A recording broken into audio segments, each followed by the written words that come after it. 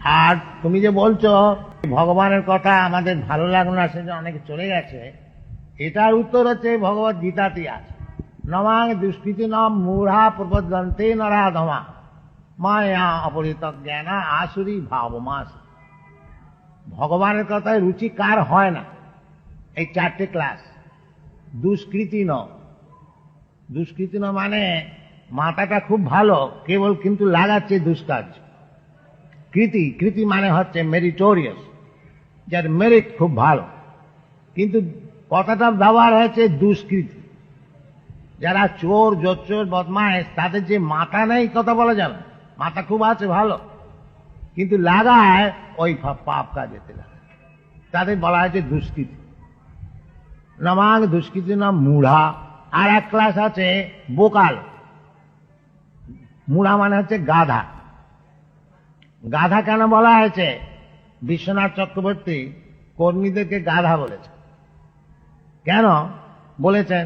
না, গাধা, ধোবার গাধা, ধোবার গাধা 10 মণ কাপড় মানে পিঠেতে বোঝা নিয়ে নড়তে পারছে না, কিন্তু যাচ্ছে সেই ঘাটেতে, তার একখানাও কাপড় না। আর তারপর থেকে এত বোঝা বইছে কি জন্যে? না, ওই ধোপা তাকে দুটি ঘাস দেবে খেতে। আর ঘাস তো সমস্ত জায়গায় ছড়াছড়ি রয়েছে, কিন্তু ওকে গাধা বলা হচ্ছে কেন? সে মনে করছে এই ঘাস আমি এই ধোপার কাছে ছাড়া আর কোথাও পাবো না।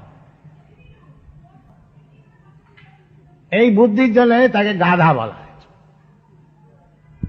এই সব বড় বড় সব বিজনেসম্যান, আমাদের তো সকলের সঙ্গে মিশতে কি পরিশ্রম করে, হ্যাঁ, কিন্তু বাড়িতে যে খায় হয়তো 2খানা কি 4খানা রুটি, বাস। আর কে যে খাচ্ছে, কে ভোগ করবে সে বিষয় হয়তো কিছুই খায় না। ডাক্তার হয়তো বারণই করে দিয়েছে তুমি কিছু খেতে পারবে না, সাবু ছাড়া। কিন্তু সে চিন্তা করে না যে আমি তো এই 4খানা রুটি খাই, এর জন্য এত পরিশ্রম করছি কেন? মনুষ্য জীবনটা কি এই গাধার মতন পরিশ্রম করবার জন্য হয়েছে না? হ্যাঁ, না, মনুষ্য জীবনটা আছে অথাত ব্রহ্ম জিজ্ঞাসা। এই মনুষ্য জীবনটা হয়েছে ভগবানের বিষয়ে জিজ্ঞাসা করবার জন্য, এই গাধার মতন খাটবার জন্য। কিন্তু লোকে মনে করেন এইটি সুখ। সে দিন রাত পরিশ্রম করে 24 ঘন্টা পরিশ্রম করছে, ওটাকে মনে করছে সে সুখ। এর নাম হচ্ছে গাধা। নমাং প্রবদন্তে মূঢ়া দুষ্কৃতি নরাধমা। নরাধম কেন বলা হচ্ছে? যে এই জীবনটা হচ্ছে ভগবত ভজন করবার জন্যে, ভগবানের সঙ্গে আমার কি সম্পর্ক আছে জানবার জন্যে, ভগবান কি সেই বস্তু জানবার জন্যে, সেটা না করে আমি এই বাজে কাজে সময় নষ্ট করছি। এই জন্য নরাধমা। নর মানে মানুষ, আর অধম মানে একবারে নিচ, ছোট লোক, মানে জানে না নিজের উদ্দেশ্য কি। আর যদি বলেন যে মশাই অনেক সব লেখাপড়া জানা লোক, বিএমএ পাস, সব বিএসসি বিএসসি সব পাস করেছে, তারা তো ভগবত ভজন করছে না। হ্যাঁ, তারাও সব ওই মূঢ়া হয়ে গেল, নরাধম হয়ে গেল। এটা কি কথা? না, ভগবান বলছে মায়া অপরিত জ্ঞানা। ওই যে তারা জ্ঞান লাভ করেছে, ওই যে আমার ইউনিভার্সিটির ছেলেগুলো এসে জিজ্ঞেস করলে যে কৃষ্ণ কথাতে আমাদের কোনো প্রীতি নাই, আমরা এখন কি খাবো, তার যদি কথা কিছু বলতে পারে। তো মায়া অপরিত, এত লেখাপড়া শিখতে লাভটা কি হবে?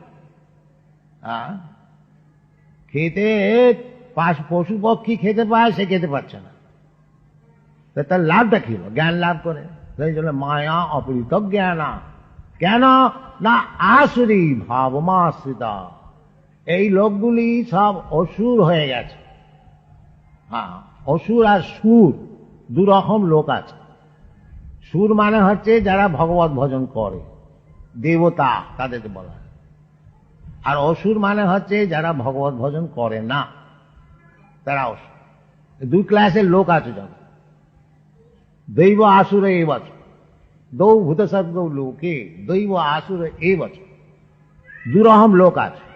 এক ক্লাস হচ্ছে অসুর, আর এক ক্লাস হচ্ছে দেবতা। দেবতাকে বিষ্ণু ভক্ত ভাবে দৈব, আসুরস্তৎ বিপর্যয়।